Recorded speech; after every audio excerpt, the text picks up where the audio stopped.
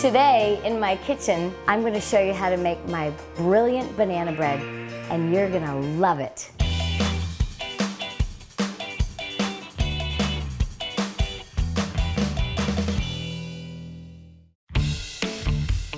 For my banana bread recipe, have 3 ripe bananas, 1 cup of sugar, 1 egg, a half a cup of vegetable oil, 1½ cups flour plus 2 tablespoons, 1 teaspoon baking soda, 3/4 teaspoon salt, softened butter for greasing. And my favorite ingredient, 1 cup of chocolate chips, a large mixing bowl, spatula, loaf pans, cooling wire racks, and parchment paper.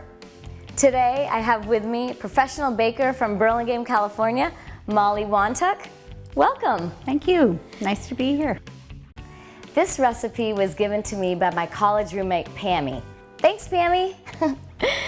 So first, you need to preheat the oven to 350 degrees. It's important to grease your loaf pans. I use softened butter. So the recipe calls for sifting all the ingredients in order.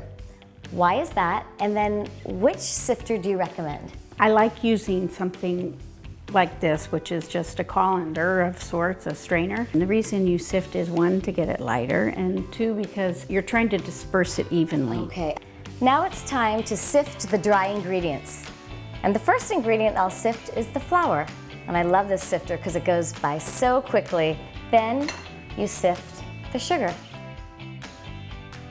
Then I add in the baking soda and then the salt. And then I sift away. Add in the ripe bananas. So I have some really nice ones here. And I just break it up into little pieces right into the dry mixture. Now it's time to mix up the bananas into your dry ingredients, and I use a fork instead of a mixer. And I just try to mix and incorporate the bananas in the dry mixture. So now you add in the liquid ingredients. Now I'm going to be baking banana bread, and the recipe calls for oil. Do you prefer using butter or oil? For a quick bread, I usually use oil, and that's because it creates more moisture and tenderness. Vegetable oil, and the vegetable oil will make the bread very moist. Then you add in the egg, mix it together. I'm going to use my fork again, just to incorporate the dry with the wet ingredients. Now, I know I'm nutty, but I do not put any nuts in my baked goods.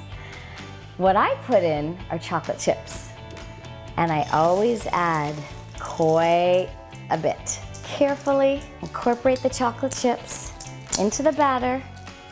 Now it's time to put into the loaf pans.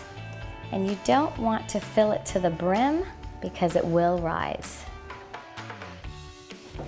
They're ready for the oven. Now it's time to bake at 350 degrees for 45 minutes.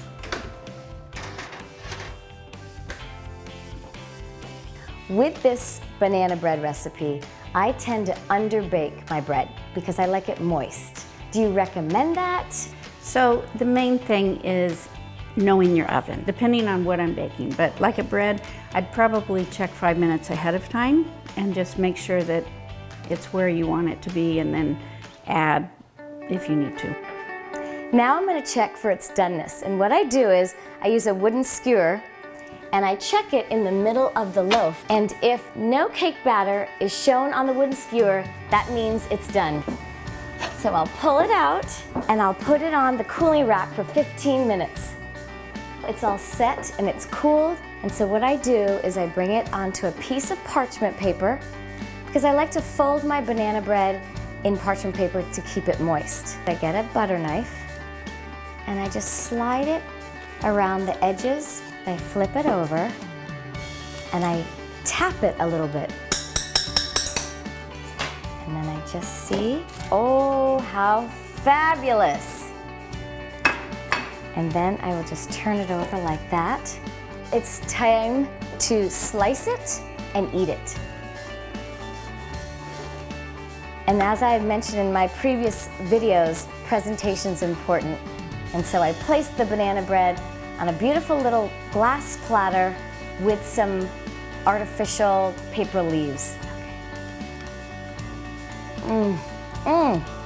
I taste so much of the chocolate, and the bananas are chunky. This is my best one so far. You're going to love it.